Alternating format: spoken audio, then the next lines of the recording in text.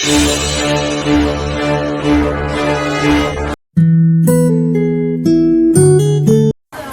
நல்வாழ்த்துக்கள் G. நல்வாழ்த்துக்கள்ப்பா. G இப்போ இந்த ஆட்டோஇம்யூன் டிசார்டர்ஸ்லாம் வருதுல்ல ஜி, கிட்னியில் கிரியாட்டினின் வருது அந்த மாதிரி, அது ஏன் ஜி வருது, அது எதனால காரணம்?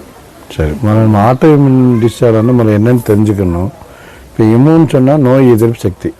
இப்போ எப்படி ஒரு நாடு இருந்தால் அதில் வந்து இராணுவம் இருக்கிற மாதிரி, போலீஸ் இருக்கிற மாதிரி, நம்ம பாடியிலையுமே நம்ம உடம்பை பாதுகாக்கிறதுக்காண்டி அங்கேயுமே ஒரு இராணுவம் இருக்குது, போலீஸ் இருக்குது. இப்போ லிம்பாட்டிக் சிஸ்டம் சொல்கிறோம், WPC செல்ஸ்ன்னு சொல்கிறோம். இதெல்லாம் எப்படின்னு பார்த்தீங்கன்னா மிலிட்ரி மாதிரியும் நமக்கு வந்து போலீஸ்காரங்க மாதிரியும் நம்ம உடம்பை பாதுகாக்கிறவங்க.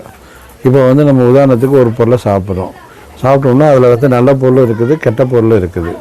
நல்ல பொருளாக இருந்தால் அவங்க அலோவ் பண்ணுவாங்க, கெட்ட பொருளாக இருந்தால் அதை வந்து என்ன பண்ணுவாங்க, ஃபில்டர் பண்ணி வெளியில் அனுப்பிச்சிடுவாங்க. ஸோ இது கிட்னியில் வந்து குளோபல் ஃபில்டர்ஸ்னு ஒரு இதே இருக்குது. அது வந்து அப்படி தான் ஃபில்டர் பண்ணும். நல்ல பொருளாக இருந்தால் திருப்பி என்ன பண்ணும், நம்ம பாடிக்குள்ளேயே அனுப்பிச்சிடும். கெட்ட பொருளை மட்டும்தான் வெளியில் அனுப்பும். ஆனால் நம்ம உடம்புல தேவையில்லாத ட்ரக்ஸு நிறையா இல்லை தேவையில்லாத வஸ்துக்களை நிறையா எடுக்கிறப்போ அதுவே குழம்பி போயிடும். எவன் நல்லவன் எவன் கெட்டவன் இராணுவத்துக்கும் போலீஸ்காரனுக்கும் தெரியாது. சில உள்நாட்டு தீவிரவாதி நினச்சி சில பேர் சொல்கிறாங்களே, உள்நாட்டு மக்களே சொல்கிறாங்கல்ல, அந்த மாதிரி நம்ம செல்லு என்ன பண்ணணும்னா நம்மளை பாதுகாக்க வேண்டிய செல்லை நமக்கு எதிரியாக மாறிடும். நம்மளுடைய செல்லையே சுட ஆரம்பிச்சிடும், சாப்பிட ஆரம்பிச்சிடும், அது வீணாக ஆரம்பிச்சிடும். அதுதான் அந்த மாதிரி, அதாவது நம்ம செல்லை நம்ம உடம்புல நோய் எதிர்ப்பு சக்தினா அந்த சொல்கிற போலீஸ்காரங்க இராணுவம் நம்மளை சுடுற மாதிரி உடம்புல உள்ள செல்களையுமே அவங்க என்ன பண்ணுவாங்க, அழிக்க ஆரம்பிப்பாங்க. அதுக்கு பேர் தான் ஆட்டோஇம்யூன் டிசார்டர்னு சொல்கிறது. அதுக்கு என்ன பண்ணுறாங்கன்னா பல்லபதிக்கு மருத்துவத்தில் அவனுக்கு நோய் எதிர்ப்பு சக்தி இருந்தால் தானே அதுதானே கொள்ளுது. அப்போ அந்த நோய் எதிர்ப்பு சக்தியே தூக்கிட்டா கொள்ளாதில்லை. அப்போது அவங்க வந்து அப்போ என்ன பண்ணுறாங்கன்னா அதுக்கு அந்த அதாவது இம்யூனிட்டி பவர் கொடுக்கக்கூடிய செல்லுகளை அழிக்கிறதுக்கு மாத்திரை கொடுக்குறாங்க, இல்லை அதை சப்ரஸ் பண்ணுறதுக்கு மாத்திரை கொடுக்குறாங்க. அது நல்ல மெத்தடான்னு கேட்டால் இல்லை. ஏன்னா நம்ம உடம்புல உள்ள நோய் எதிர்ப்பு சக்தியை நம்மளே குறைச்சிட்டோம் அப்படின்னு சொன்னால் ஆட்டோமேட்டிக்காக மீதி எல்லா வியாதியும் வரும். அப்போ மீதி எல்லா வியாதியும் வருதுன்னா அதுக்கு நம்ம என்ன பண்ணுவோம், அதுக்குன்னு மாத்திரைகளை கொடுக்கணும்.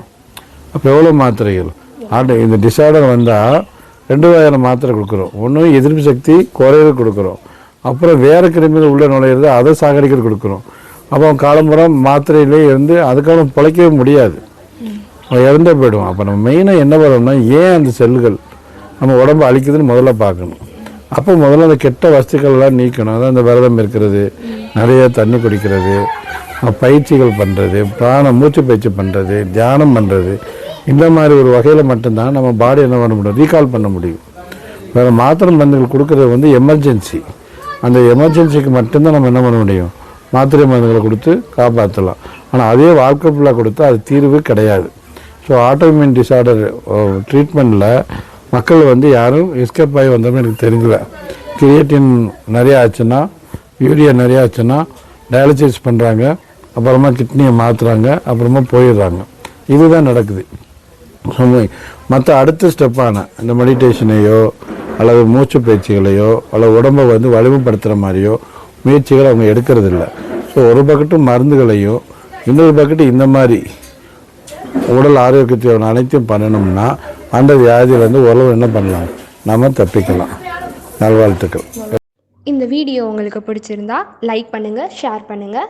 உங்களுக்கு ஏதாவது சந்தேகம் இருந்தால் கமெண்ட் செக்ஷனில் கமெண்ட் பண்ணுங்கள். இன்னும் இந்த சேனலை சப்ஸ்கிரைப் பண்ணாமல் இருந்தீங்கன்னா சப்ஸ்கிரைப் பண்ணிக்கோங்க.